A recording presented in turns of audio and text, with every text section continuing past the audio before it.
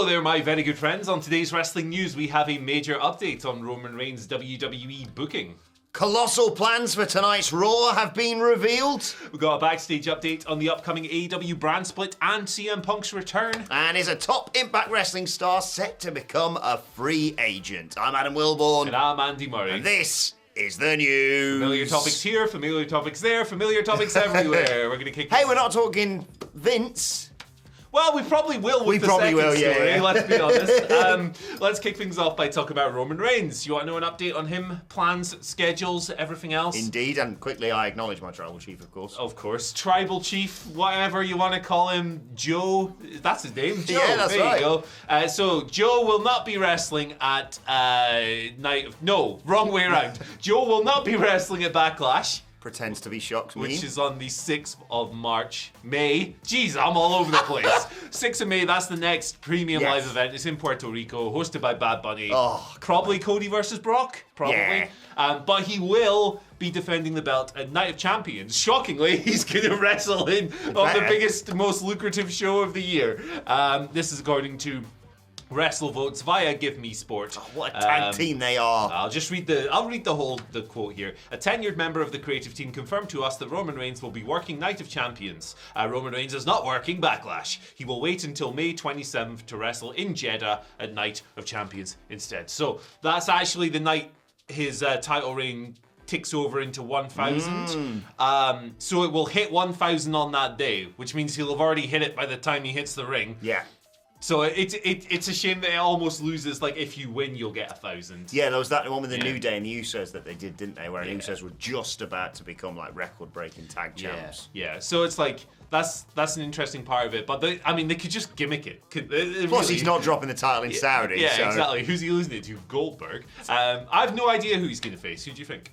It's a very good question, that, because like you say, I'm fine with him not working Backlash in terms of that. You've got your main event, like you say, Cody and Brock. That's probably going to be confirmed on tonight's Raw. More on that in a second. I like this strategy as well. Like, imagine if you were a champion, you just went, I just won't defend it. Yeah. Like, oh, you wouldn't get to 1,000? Not if I don't defend it. Yeah, see you later, pal. But then again, I still don't. He's not. It's the Saudi show. How many times has the title changed? Apart from Seth and the Fiend, how many times has the world title changed hands in Saudi Arabia? Goldberg and the Fiend, brother. It's always the Fiend. Lose the Fiend. Unless you're the Fiend in Saudi Arabia, title changes basically don't happen whether you win or lose it. I think the ultimate match is probably a battle to find out who the real big dog of pro wrestling is. You know the answer, brother. Larry's challenge. Yeah, why not? Yeah, I think it's one of those ones where, a bit like with Backlash, it doesn't really matter who he's facing because we all kind of know he's retaining. Yeah. I sense, well, I think there's a Twitter question about this later, but I sense we all think that the title switch, if it's going to happen, will happen at SummerSlam because that just makes sense. Running back with Logan Paul for me, I don't really mind. WrestleMania would have made more sense. Well, yes, granted. So who's... I don't know. LA Knight? LA Knight. That'd be fun. Yeah. We all know whoever it is he's not winning. Yeah. LA Knight would be a good person for that role then, because, like, I don't think there's much shame in losing a main event. It's probably going to be Riddle, isn't it? Now I think about it. Yeah, because the solo stuff and the da-da-da. Of course, maybe Randy. So the serious answer is Riddle. The fun answer was, who did we just say? Yeah, Larry. Larry the dog. And the best answer is run it back with Logan Paul. Or run it back with Logan Paul with KSI as a giant referee prime ball. Or poach Rick Ross from AEW. Or Goldberg win titles in Saudi Arabia. Sign him back up. Why not? Big Bill, he wants bidding war between Tony and Vince all over again. The real Big Bill in pro wrestling. Oh, God. Is W. Morrissey. I said we wouldn't mention Vince. Well, it's impossible with... you're talking about plans and Raw in a news story. Yeah. It's impossible. Well, yeah, generally that doesn't happen with Vince in charge. There aren't plans for Raw. They just sort of turn up and go, should we even bother writing a script, or are you just going to write it 5 minutes before the show starts? What are we doing, you demented old criminal? But there are big plans for tonight's wrestling. Tonight's show on... The wrestling. The wrestling. Right, Dad. Big plans for the wrestling. Worked Wrestling are reporting big plans for tonight's show with a bit of a, in the words of Blazing Squad, flip reverse. Yes. For the two heel stables. Basically, the Bloodline and the Judgment Day are going to kick their foes' ass. So, that will see Solo Sikoa face Rey Mysterio one-on-one. Yes, please. And the flipping Judgment Day, Finn Balor, Priest, and Dominic Mysterio, if Finn Balor's head's back together yet, Get well soon, Finn. And his calf injury and all the rest. Yeah. Facing Kevin Owens, Sami Zayn and Matt Riddle in the main event. Sounds tasty. It does. That would mean Roman Reigns wrestling on Raw, which hasn't happened since last July and rarely happens on regular TV. Unless Solo does double duty. Yeah. But, like, otherwise it would mean Roman and the Usos, really, unless the Bloodline Paul Heyman wrestles, I don't know. If they're doing a six-man or whatever.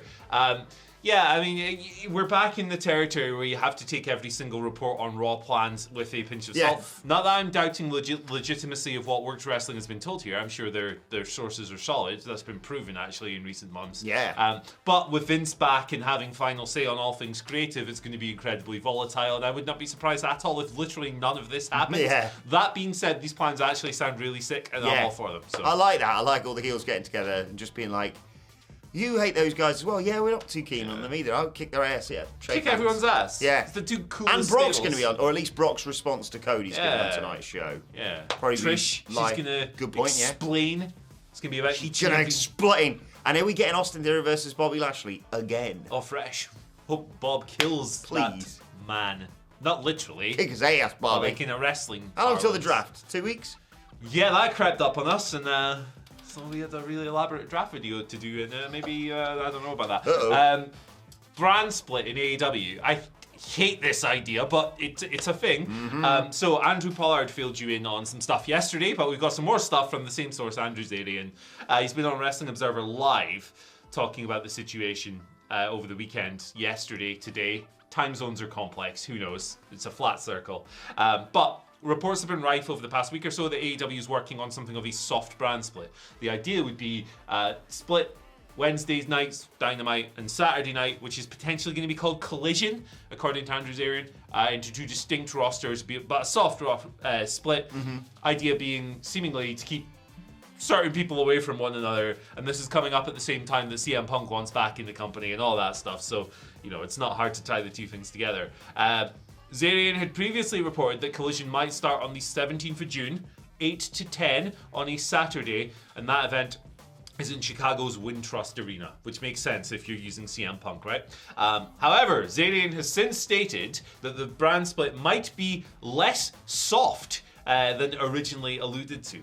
He's done this on Wrestling Observer. It's getting harder. Live, it is. It's solid as a rock. Willy stuff. He stated as well, and here's the quote, CM Punk is essentially happening. AEW's television network, Warner Bros. Discovery, has been told that Punk is on his way back, and Punk is willing to work with the Elite.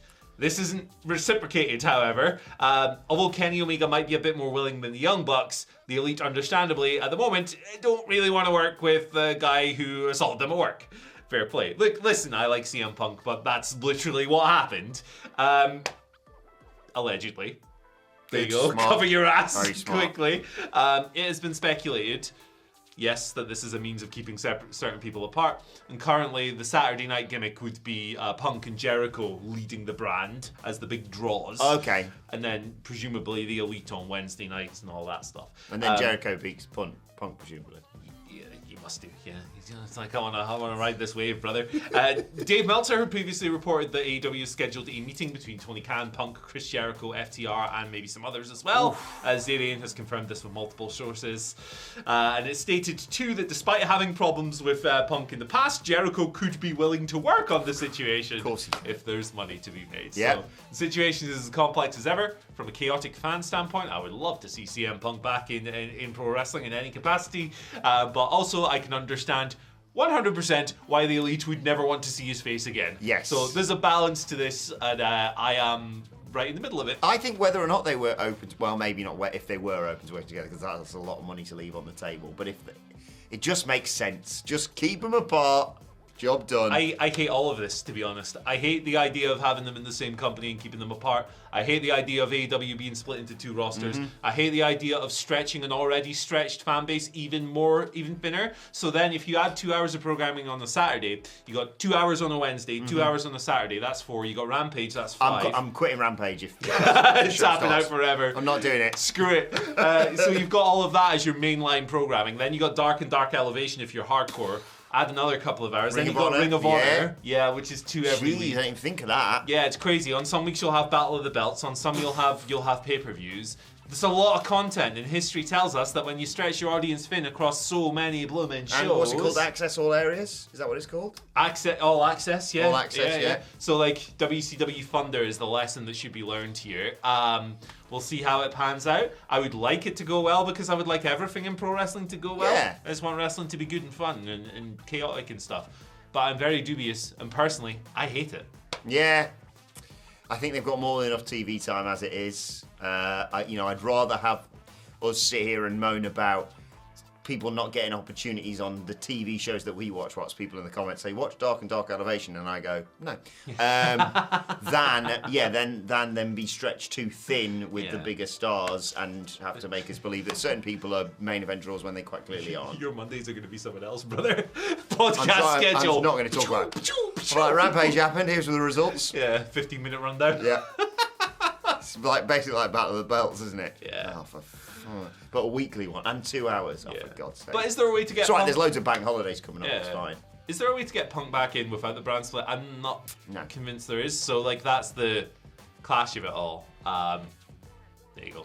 Right, let's conclude by talking about an Impact legend or a star of Impact that potentially could become a free agent very soon. I'm talking about Jordan Grace, of course, who's been doing great stuff recently. Fightful Select reporting that as of March, she was scheduled to hit free agency. Now that has subsequently been sort of updated because obviously she took some time off through injury. Well, we don't know.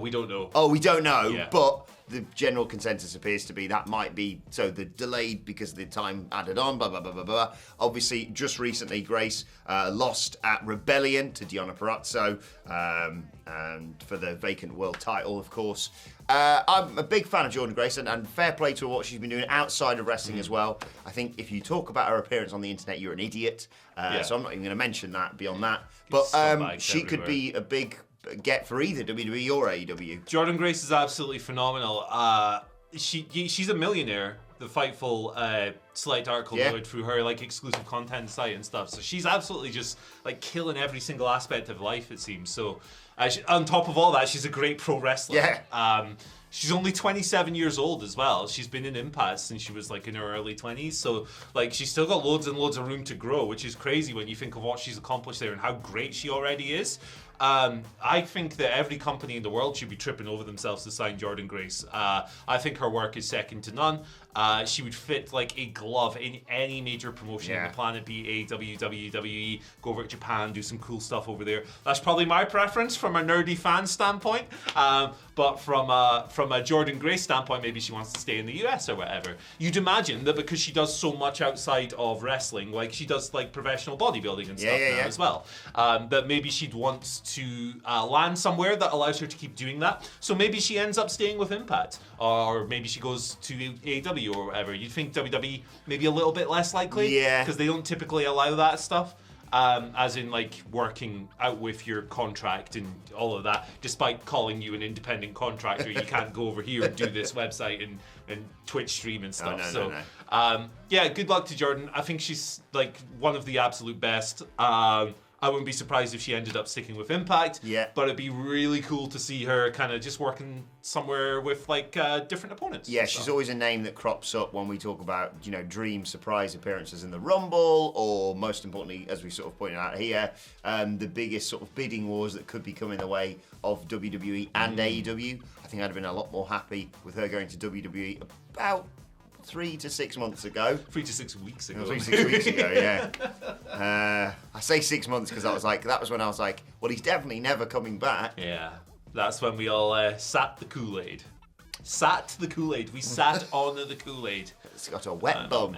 I'm a total mess. Good luck to Jordan Grace, whatever she does, she's brilliant. She's so great. And like, her husband, Jonathan Gresham's in Impact at the moment as well, but like, Impact is a bit different. It's not like you're on the road every day. I think they tape like 15 times a year or something. Yeah, so, good point. Like, it's a bit of a different situation. Right, let's move on to your Twitter questions. At WhatCulture WWE, of course, you want to get in touch with us. First question today comes from The Entity, who says, The Entity? So do we think Cody Rhodes will be crowned King of the Ring before going off to SummerSlam to finish the story? Well, it doesn't look like they're running King of the Ring anymore, so good point. no would be the answer to that. They've changed the pay-per-view to Night of Champions. I don't know if that means that the tournament is off the table completely. Whether they'll just do the final there. But I would imagine that the tournament's off the table because they've not announced anything on TV or anything, have they? Not as far as I'm aware. Having no. a memory blank. So they made all those nice graphics up, and then they've gone out as Night Champions. It's a clear sign that Vince is back. He hates King of the Ring, so let's he hates scrap the whole thing. tournaments, yeah. So there you go. I don't think King of the Ring is on the table anymore. I do think they will try and book Cody and Roman at SummerSlam. It will feel about 50% as special as WrestleMania would have, but you will have bad faith actors telling you it was the right move. Yeah, and I think you might get the final of King of the Ring at Night of Champions, and if you're going to do that there, the visual of maybe topping and tailing the night with Cody winning at the beginning or midway through the show, and later on Roman defeating KSI in a prime bottle or whatever I said earlier, yeah, it makes a nice visual and justifies Cody getting a rematch rather than just going, oh, please. Yeah. Actually, if WrestleMania hadn't happened, this is fantastic booking. I think they've blown it. Reboot! That's the person who sent us our second question, not what I suggest they do with this Cody story. Okay. FTR signed, Sean Spears returning. Yeah, good to see Sean Spears back on telly. Congratulations on going off and becoming a dad, and normalised wrestlers going away and taking some time off when that happens. I predict a reformation of the Pinnacle as Spears ditches this fake face turn. FTR abandons their face run, and they all help Max keep the title. Your thoughts on this fantasy booking? So it's good fantasy booking. Behind the scenes, I'm not so sure, and I'll leave it at that. I've seen, some quotes from podcasts and stuff suggest that there might be some things going on there. Maybe it won't work. Don't think this is a good idea. I think the Pinnacle could have been great. It was glimpses, and it just didn't really work out. And yeah, I don't need another world champion using a big group of people to hold on to his world title.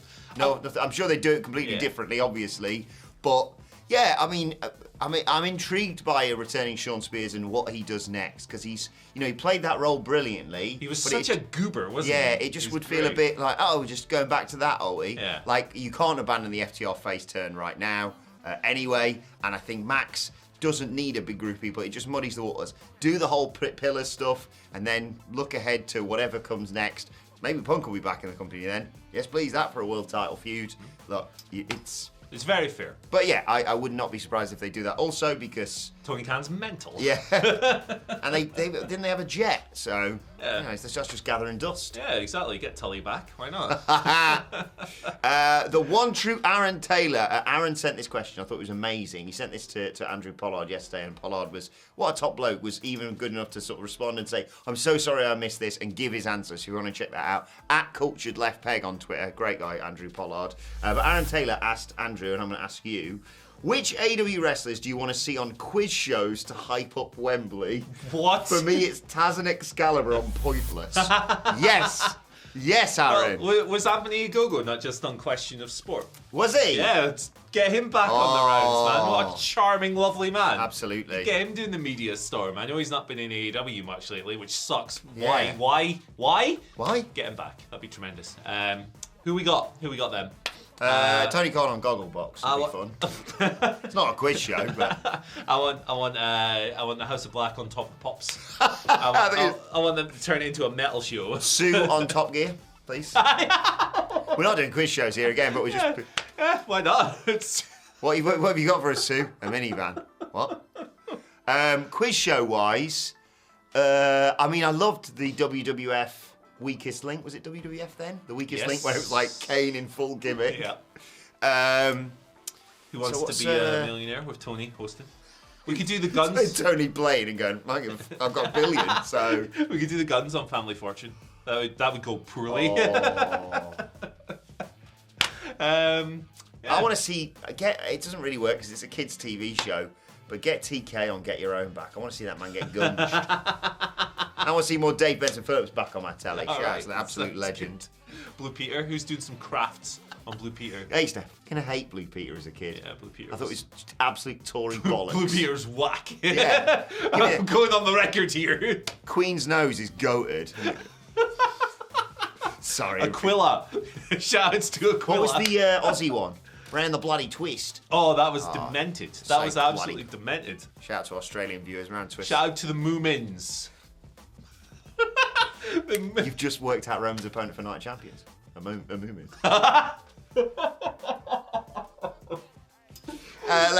Bring it home. We need to go and get coffee. Right, let us know some picks of yours. But speaking of people on game shows. Look at this for an incredible segue, Andy Murray. All right. And finally, You know the guy who invented the Segway drove off a cliff? I saw that. Brutal. Anyway. Sorry. Wasn't prepared for that.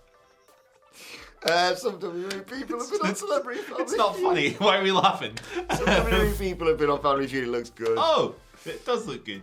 Yeah, good for them. My favourite is always the classic where it's like, what would you like to find in your bed? And it's like, a woman, right? And Steve Harvey's like, a woman? And they're like, let's have a look. Boom, boom, number one answer.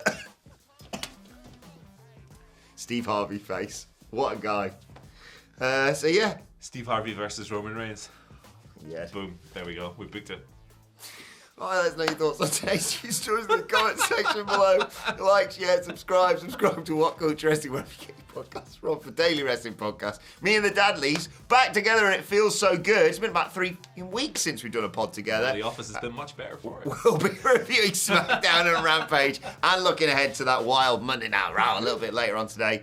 Thoughts, Twitter questions, all that good stuff at WhatCulture WWE. Watch, take and follow both of us. Follow Andy Murray at Andy H. Murray. Oh, Jesus, almost took my knee out. The H stands for Hoop 58. Jeez, we're getting up there now. Home a hoop.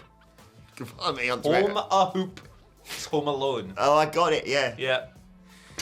At Adam Wilborn, at WhatCulture WWE for all of us. For now, thanks Andy, to Larry. Thank you for joining us. Resulted in injury. We'll see you soon.